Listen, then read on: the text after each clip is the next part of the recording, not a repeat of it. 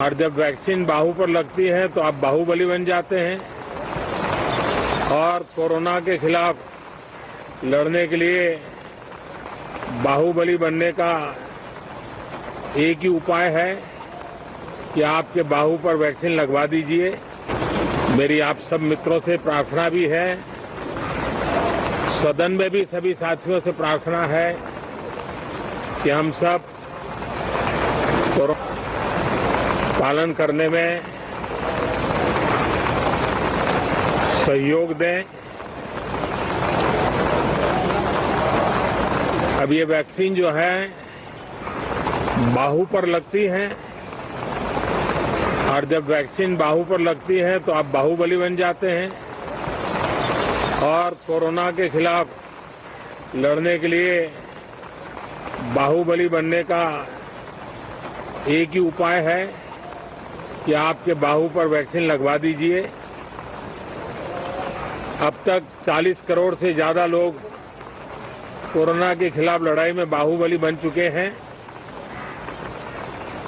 आगे भी बहुत तेज गति से इस काम को आगे बढ़ाया जा रहा है।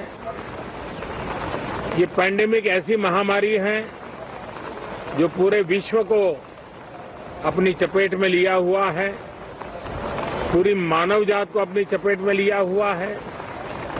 और इसलिए हम चाहते हैं कि संसद में भी इस पैंडेमिक के संबंध में सार्थक चर्चा हो, सबसे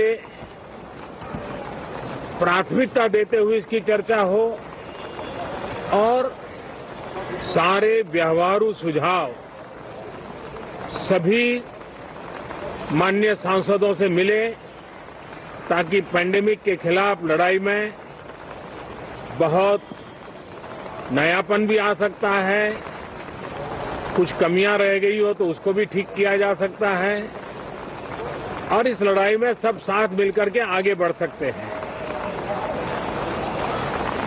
मैंने सभी फ्लोर लीडर से भी आग्रह किया है कि अगर कल शाम को वे समय निकाले तो पैंडेमिक के संबंध में सारी विस्तृत जानकारी उनको भी मैं देना चाहता हूं।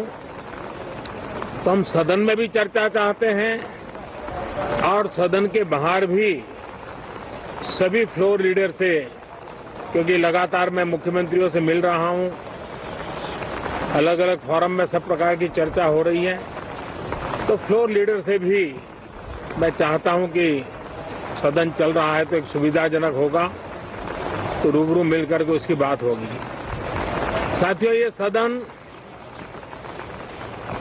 परिणामकारी हो, सार्थक चर्चा के लिए समर्पित हो, देश की जनता जो जवाब चाहती है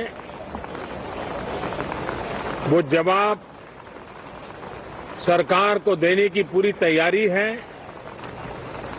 मैं सभी माननीय सांसदों से, सभी राजनीतिक दलों से आग्रह करूंगा कि वो तीखे से तीखे सवाल पूछें, धारदार सवाल पूछें, लेकिन शांत वातावरण में सरकार को जवाब का मौका भी दें ताकि जनता जनार्दन के पास सत्य पहुंचाने से लोकतंत्र को भी ताकत मिलती है, जनता का भी विश्वास बढ़ता है और देश की गति भी तेज होती है प्रगति की। साथियों, ये सत्र अंदर की व्यवस्था पहले की तरह नहीं है, सब साथ बैठ करके काम करने वाले, क्योंकि करीब करीब सबका वैक्सीनेशन हो चुका है।